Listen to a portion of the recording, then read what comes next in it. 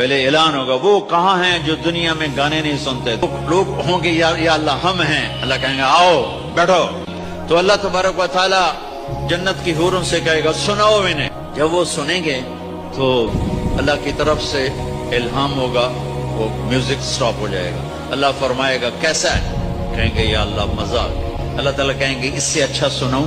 کہیں گے داؤد علیہ السلام آ کر ممبر پر بیٹھیں گے تو جنت کا میوزک چلے گا اور داؤد کی آواز چلے گی تو جنت بھی جھوم اٹھے گی۔ پھر اللہ فرمائیں گے کیسا ہے؟ کہیں گے یا میں باری تعالیٰ کمال ہو۔ اللہ فرمائیں گے اس سے اچھا سنو؟ کہیں گے اس سے اچھا کیا ہے؟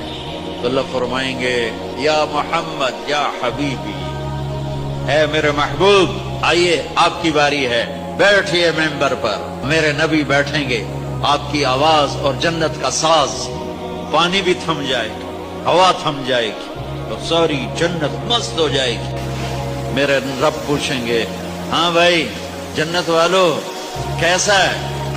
تو کہیں گے اللہ مزہ آ گیا۔ اللہ کہیں گے اس سے اچھا سناؤں؟ کہیں گے اس سے اچھا بھی ہے کوئی ہے؟ تو کہیں گے اللہ ہاں اب تمہارے رب کی باری ہے، اب تمہیں اللہ سنائے گا اپنا کھانا۔